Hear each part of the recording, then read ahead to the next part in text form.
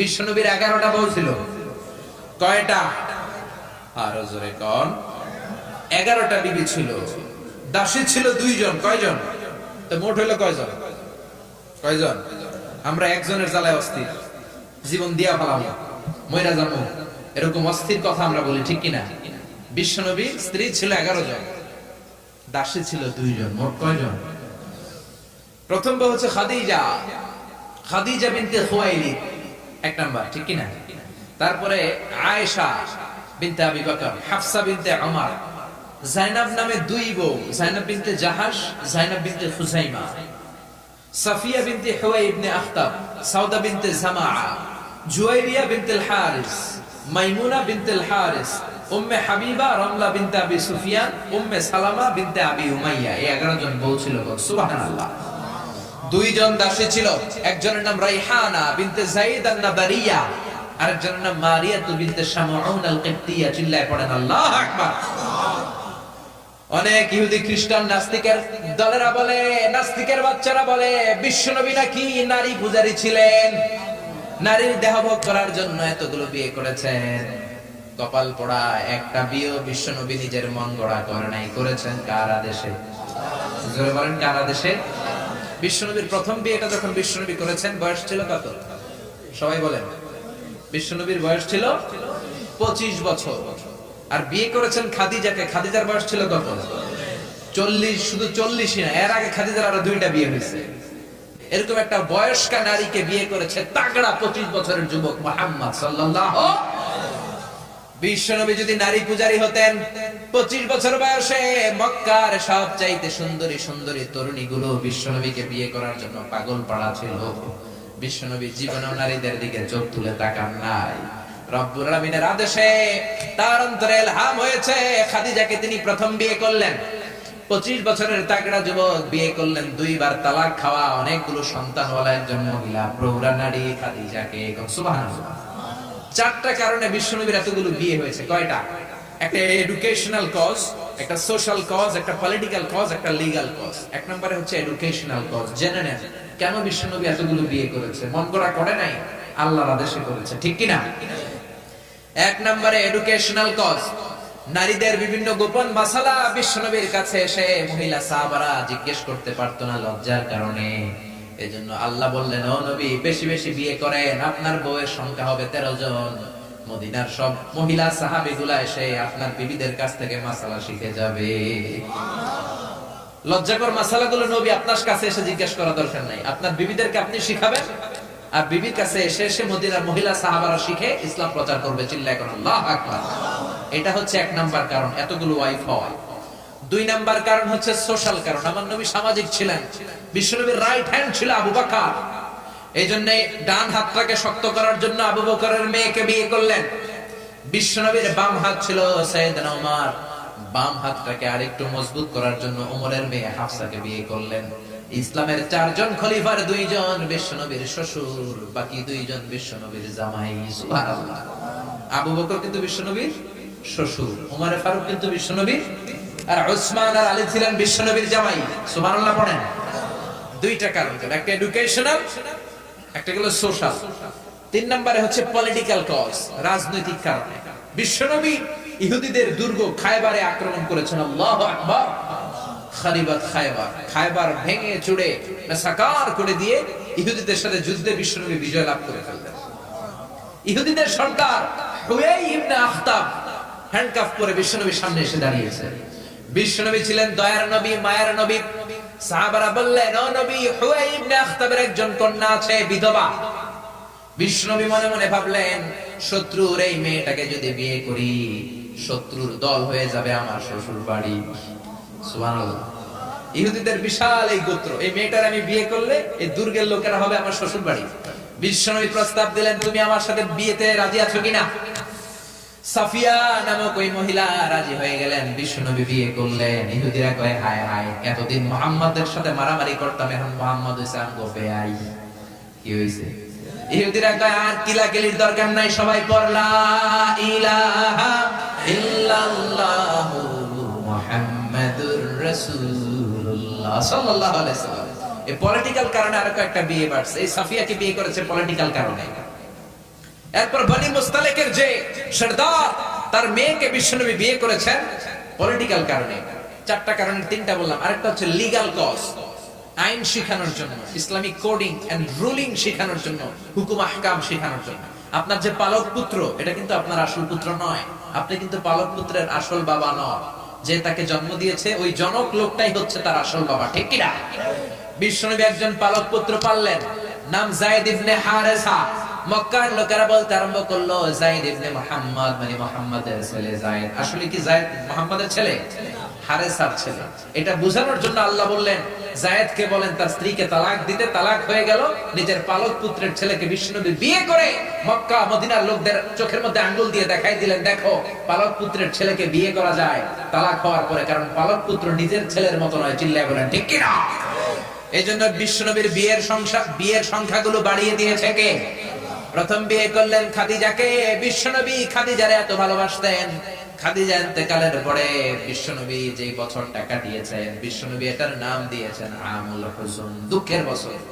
যে বছর খাদিজা ইন্তেকাল করলো ওই বছরটাকে বিশ্বনবী নাম দিয়েছেন দুঃখের বছর।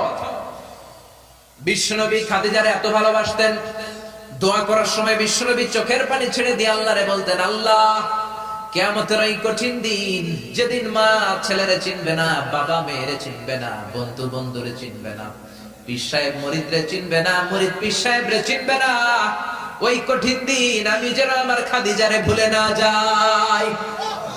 ওই দিন যেন আমি আমার খাদিজার কথা মনে রাখি। মা আয়েশা খাদিজাকে নিয়ে খুব গায়রাত করতেন, মানে হিংসা করতেন। একদিন বললেন, ও নবী, বারবার ওই বুড়ি মহিলার কথা বলেন কেন? ওই বুড়ি তো কবে মরে গেছে, বুড়ির পরে আমাদেরকে আল্লাহ আপনার বউ বানিয়েছে, আমাদেরকে পেয়ে কি আপনি খুশি নন? ওই বুড়ির পরে সুন্দরী সুন্দরী বিবিকে আল্লাহ আপনারে দান করে নাই। বিশ্বনবী মা আয়েশার থুতনিটা এভাবে চেপে ধরলেন, কোনদিন কোন বিবির গায়ে হাত তোলে না। এই প্রথম আয়েশার থুতনিটা চেপে বললেন, আয়েশা খবরদার, খাদিজার বিরুদ্ধে কোনদিন এরকম হিংসাত্মক কথা বলবো না। খাদিজার মতো আমি একটা বউ পাই নাই। চিল্লায় বলেন আল্লাহু আকবার।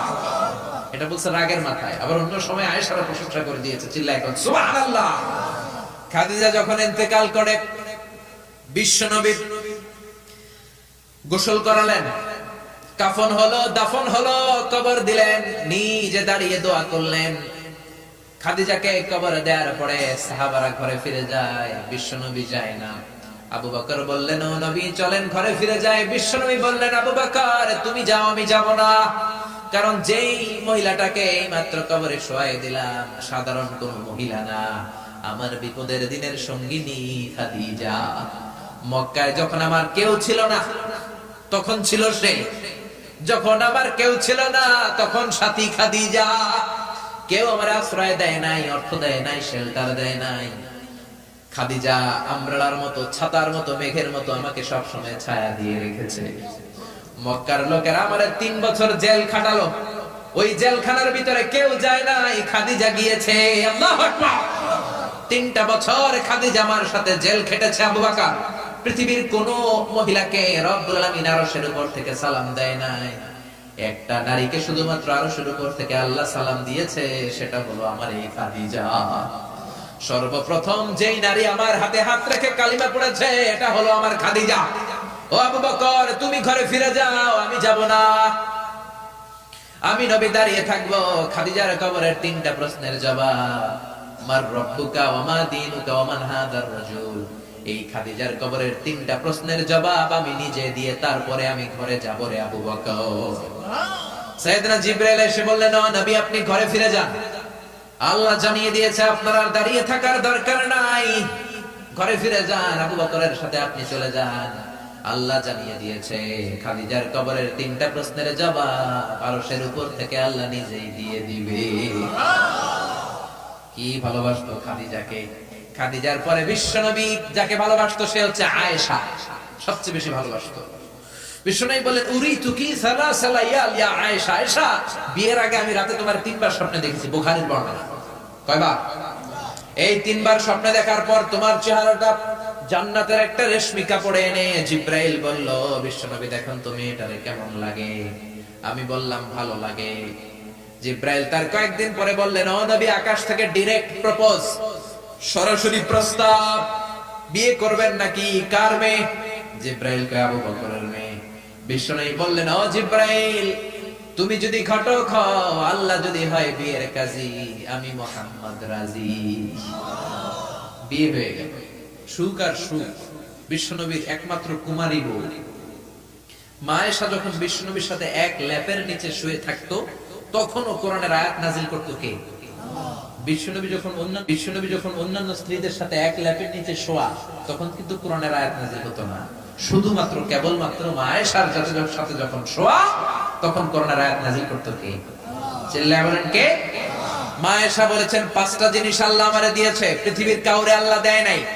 1 নাম্বার, আমি বিশ্বনবীর একমাত্র কুমারী বউ, বাকি বউগুলা ছিল বিধবা। আমি ছাড়া বিশ্বনবীর কোনো কুমারী বউ ছিল না। 2 নাম্বার, আমার ঘরে বিশ্বনবীর কবর। যারা হজ উমরা করতে যান, বিশ্বনবীরে সালাম পড়তে যান, এখন এটা মসজিদে নববীর ভিতরে অ্যাটাচ হয়েছে। যেই জায়গায় বিশ্বনবী আজ আবু বকর আর ওমরকে ডান দিকে রেখে শুয়ে আছেন, এটাই ছিল মা আয়েশার ঘর। সুবহানাল্লাহ। আমার ঘরে বিশ্বনবীর কবর। 3 নাম্বার, আমার কোলেই মাথা রেখে বিশ্বনবী শেষ নিঃশ্বাস ত্যাগ করেছে। 4 নাম্বার, আমার কারণে তোমরা তায়াম্মুমের বিধান পেয়েছো। এই যে আমরা ওযু না করতে পারলে, পানি না পেলে তায়াম্মুম করি, এটা মা আয়েশার কারণে আমরা পেয়েছি। সুবহানাল্লাহ। বনুল মুস্তালিকের যুদ্ধ থেকে বিশ্বনবী ফিরে আসছেন, প্রতিমধ্যে মা আয়েশা গলার লকেট হারায় ফেলছে। লকেট চিনেন নাকি চেইন চিনেন?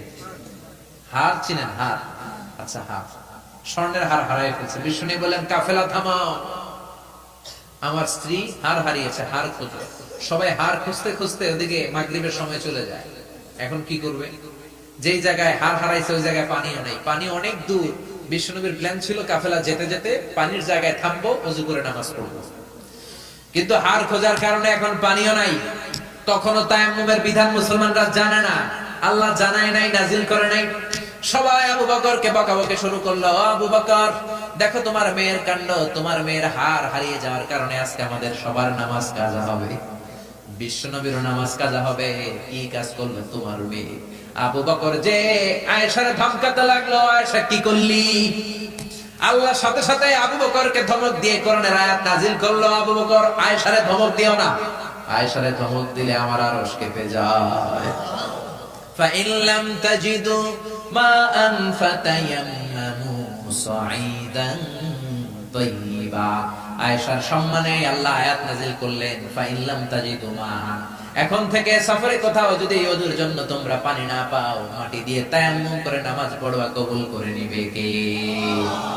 এজন্য মা আয়েশা বলতেন, এমন গুণগুলো আল্লাহ আমাকে দিয়েছে, বিশ্বনবীর কোন বিবিকে আল্লাহ এই গুণগুলো দেয় নাই।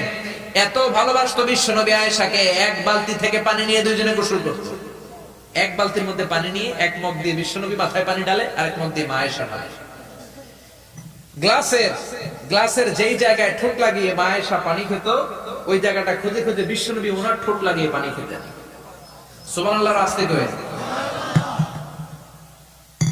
কত রোমান্টিক ছিল আমার নবী। মা আয়েশা ওটের হাড্ডি পছন্দ করত, ওটের হাড্ডি চুষে চুষে যে হাড্ডিটা মা আয়েশা রেখে দিত, ওই চোষা হাড্ডিটা নিয়ে বিশ্বনবী আবার চষতে শুরু করে দিতে। রাতের বেলা দুষ্টামি করতেন মা আয়েশার সাথে। মা আয়েশাকে ছোট্ট বয়সে বিয়ে করেছেন, 9 বছর বয়স। মা আয়েশা তখনও পুতুল খেলা ছাড়তে পারে নাই। বিশ্বনবী নিজে পুতুল কিনে দিতেন, বলতেন আয়েশা খেলো। আয়েশার বান্ধবীরা যখন ঘরে আসতো, বুখারীর বর্ণনা, বিশ্বনবী আয়েশার বান্ধবীদের জন্য ঘরটা ছেড়ে দিতেন, চলে যেতেন বাইরে। আয়েশা তার বান্ধবীদেরকে নিয়ে খেলাধুলা শেষ করলে আবার বিশ্বনবী ঢুকতো। চিল্লায় বলেন সুবহানাল্লাহ। মা আয়েশা তীর খেলা দেখতে পছন্দ করতো। বিশ্বনবী, বুখারীর বর্ণনা, মা আয়েশাকে কাঁধে তুলে এক পর্দার এক পাশ দিয়ে ফাঁক করে বলো, আয়েশা যতক্ষণ মনে চায় তীরের খেলা দেখো। দীর্ঘক্ষণ দেখার পরে মা আয়েশার কাঁধে উঠতে পারে না। বিশ্বনবী বললেন, ও আয়েশা, মন ভরে তীর খেলা দেখা হয়েছে নাকি? আয়েশা বললেন, দেখা হয়েছে। তখন বিশ্বনবী কাঁধ থেকে তার ওয়াইফকে নামিয়েছেন। সুবহানাল্লাহ। রাতের বেলা ছোট্ট একটা ঘর, বিশ্বনবী তাহাজ্জুদের নামাজে দাঁড়ালে বিশ্বনবীর সেজদার জায়গায় মা পা ছড়িয়ে শুয়ে থাকতো। বিশ্বনবী লম্বা সময় কেরাত করে, রুকু করে, সেজদা দেওয়ার জায়গা নাই, কারণ সেজদার জায়গায় মা আয়েশার পা বিছানো আছড়া নাই। বিশ্বনবী মা আয়েশার পায়ের মধ্যে চিমটে দিত। মা আয়েশা পা দুইটা গুটিয়ে নিলে বিশ্বনবী সেজদা দিত। আবার সেজদা দিয়ে উঠে গেলে মা আয়েশা পা বিছিয়ে শুয়ে পড়তো। সুবহানাল্লাহ পড়বেন না? কি সুন্দর ছিল ওনাদের সংসার, কি ভালোবাসা ছিল, স্বামী স্ত্রীর পারস্পরিক সম্পর্ক তো আমরা বিশ্বনবীর জীবনী থেকে শিখবো। সাহাব